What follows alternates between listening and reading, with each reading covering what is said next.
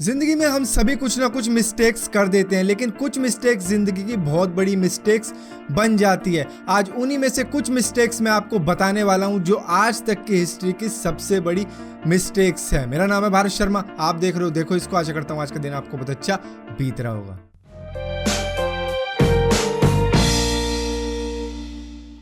Titanic अपने वक्त में दुनिया का सबसे बड़ा और सबसे लग्जूरियस जहाज था, जिसका टिकट भी सबसे ज्यादा महंगा था। करीब 1912 में इसने अपनी सबसे पहली यात्रा करी थी और माना जा रहा था कि ये कभी भी नहीं डूबेगा, क्योंकि इतना बड़ा जहाज है, ये तो छोटी मोटी लहरों को आराम से उछल कूद के पार कर देगा। लेकिन ये टकरा गया एक आइसबर्ग से, जिसको माना जा रहा था कि ये आराम से तोड़ के निकल जाएगा, लेकिन वो आइसबर्ग बहुत ज़्यादा मजबूत था। खैर, ये वो मिस्टेक नहीं है जिसकी मैं बात कर रहा हूँ, मिस्टेक कोई दूसरी है।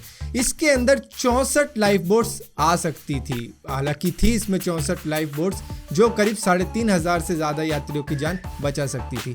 लेकिन अपनी पहली यात्रा में इतनी ज़्यादा आशंकाएं नहीं थी कि ये किसी आइसबर्ग से टकराएगी या ये डूब जाएगी, क्योंकि इसे काफ़ी ज़्यादा मजबूत माना जा रहा था और जैसा मैंने बताया काफ़ी ज़्यादा बड़ा भी था। तो इसकी ब्यूटी को बरकरार रखने के लिए उन्होंने 64 लाइफ बोट्स की जगह 20 लाइफ बोट्स रखनी प्रेफर करी, और लोग यात्रा कर रहे थे उस वक्त में इसमें 2200। और जब ये शिप टकराई और डूब रही थी तो ये 2200 के 2200 यात्री सीधा डूबने लग गए, जिसमें से करीब 700 लोगों की जान बचाई जा सकी उस 20 लाइफ बोट्स से। और अगर ये 64 लाइफ बोट्स रखते उसमें तो इन सभी लोगों की जान बचाई जा सकती थी। लेकिन टाइटैनिक की ब्यूटी को बरकरार रखने के लिए इन्होंने उन लाइफ बोटों की संख्या कम कर दी, जिससे करीब 1500 लोगों की संख्या इस दुनिया से कम हो गई। आई एम श्योर ये बात बहुत कम लोगों को मालूम होगी कि अलास्का पहले रशिया का हिस्सा हुआ करता था, लेकिन बाद में उन्होंने ये लैंड बेच दिया अमेरिका को,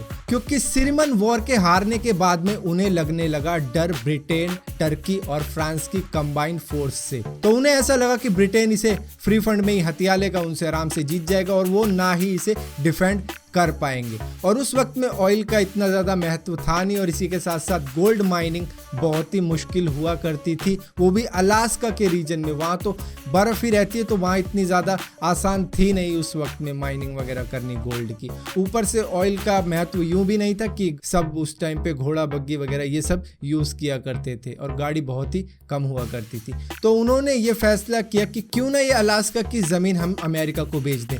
फ्री फंड में हारने से अच्छा है इसको हम अमेरिका को बेच देते हैं। तो अमेरिका को उन्होंने ये बेची 2 सेंट पर एकड़ के हिसाब से, जिसके हिसाब से रेट कुछ बना 72 लाख US डॉलर जो उन्होंने ले लिए उनसे।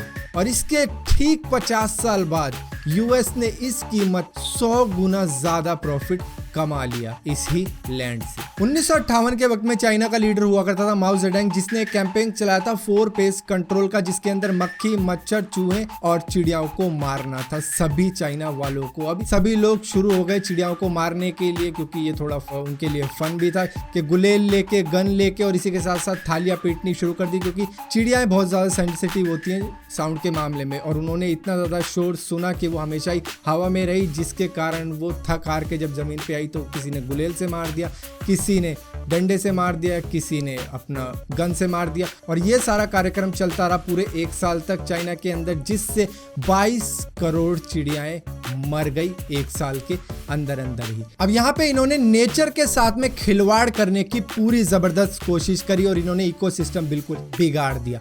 कैसे बिगाड़ दिया? चिड़िया सिर्फ फसल ही नहीं, कीड़े मकोड़े भी खाती है।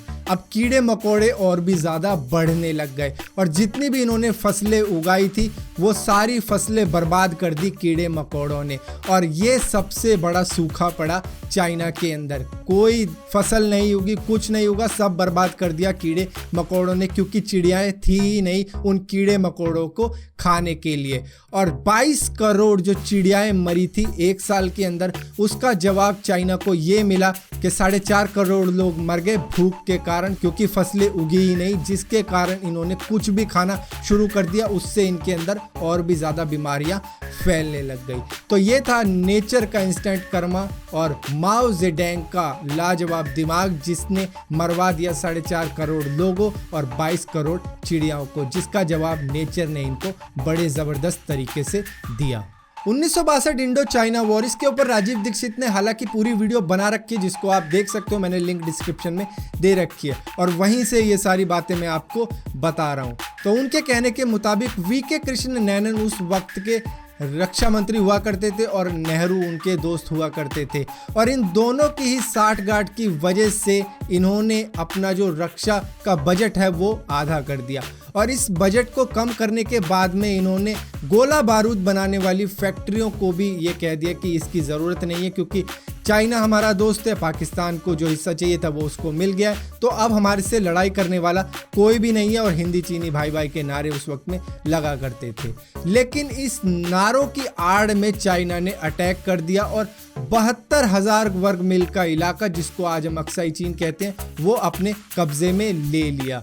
तो ये भी एक बहुत बड़ी गलती थी वीके कृष्ण मेनन और नेहरू जी की। हालांकि वीडियो आप पूरी देख सकते हो जो लिंक में मैंने आपको दे रखी है। तो फिलहाल के लिए इस वीडियो में इतना ही था। अगर ये वीडियो आपको पसंद आई हो तो इस वीडियो को लाइक जरूर करना, शेयर जरूर करना और इसी तरह की और भी वीडियोस देखने के लिए आप इस चैनल को सब्सक्राइब भी कर सकते हो। और अगर इस वीडियो के ऊपर 3,500 से ज़्यादा लाइक हो जाते हैं तो और भी मिस्टेक्स वाली मैं वीडियो लाऊंगा जिसमें आपको बताऊंगा कि कौन कौन सी मिस्टेक्स और थी। अगर आपने इस चैनल को सब्सक्राइब किया भी है तो अगर बेल का आइकॉन नहीं दबाया तो दबा देना, क्योंकि बिना बेल के आइकॉन के आपको पता भी नहीं लगेगा कि मैंने कोई वीडियो डाली भी है।